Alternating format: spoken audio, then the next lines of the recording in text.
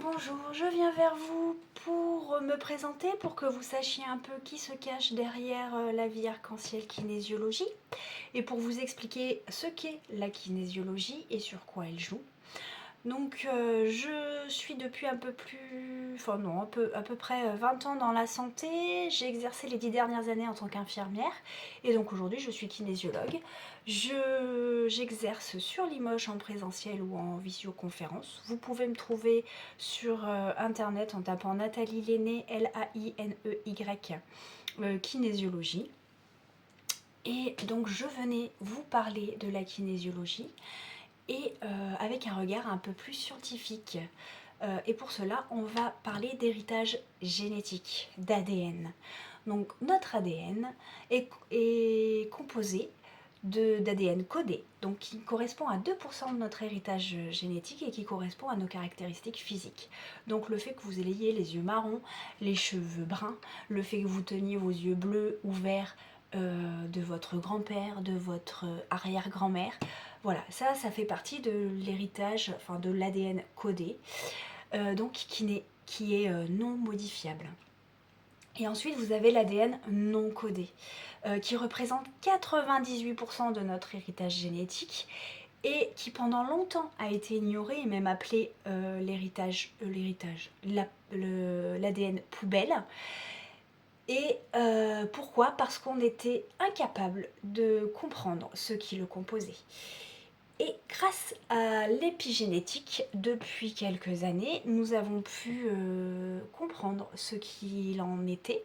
Et donc cet ADN non codé est composé de notre héritage émotionnel, comportemental, environnemental.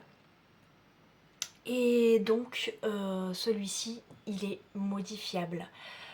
Parce qu'il est influencé par notre histoire familiale, par notre histoire sociétale, environnementale et par notre histoire évidemment personnelle. Et donc cet ADN, les scientifiques ont pu prouver en tout cas que il pouvait remonter jusqu'à 3 générations en arrière. Bien sûr, cet héritage-là, on parle de mémoire. Ce sont des mémoires. Les gènes, c'est quoi? C'est une mémoire. La mémoire des yeux bleus, la mémoire des cheveux bouclés, voilà, elle peut se taire pendant des générations et puis un jour, voilà, un enfant a les cheveux bouclés et en fait il le tient de son arrière-arrière-grand-mère qui avait les cheveux bouclés. C'est une mémoire. Eh bien, au niveau de l'ADN non codé, c'est la même chose, c'est-à-dire que ce sont des mémoires émotionnelles, des mémoires comportementales qui représentent notre personnalité. Et donc, on les tient parfois, soit de notre histoire personnelle, et donc qui revient à notre histoire propre, de notre vécu propre, soit ça vient d'une mémoire qui a passé les générations et qui vient de notre grand-mère, arrière-grand-père. Par exemple, un enfant qui sait dessiner, qui a un très bon coup de crayon alors qu'il n'a jamais vraiment appris à dessiner.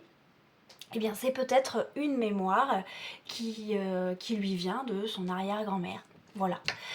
Et on a des mémoires qui sont un peu moins glorifiantes et qui peuvent nous impacter d'une manière plutôt négative. Alors cette mémoire, on peut la comprendre parce qu'elle vient de notre histoire personnelle, de notre vécu personnel, et donc là, on peut comprendre.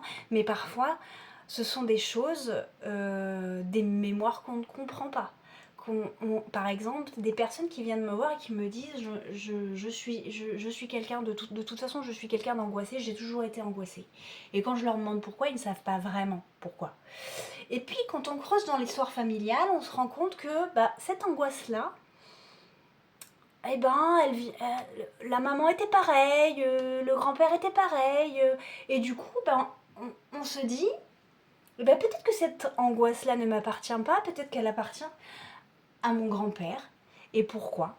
Eh bien parce que votre grand-père a pu vivre un événement qui lui aura provoqué un choc émotionnel et il en aura gardé une angoisse. Et cette angoisse-là, n'étant pas résolue de son vivant, eh bien, il va l'avoir transmis de génération en génération. Et c'est ce qui fait que l'angoisse, on ne la comprend pas, on ne sait pas d'où elle vient et pourtant elle est là. Et bien la kinésiologie va permettre de mettre le doigt, alors pas forcément sur l'événement, parce que le grand-père ou l'arrière-grand-père n'est plus de ce monde et donc on ne peut pas retrouver l'événement exact, mais par contre la kinésiologie va pouvoir mettre le doigt sur ce stress-là et va pouvoir libérer le corps de ce stress, de cette angoisse, pour que la personne puisse retrouver une certaine sérénité.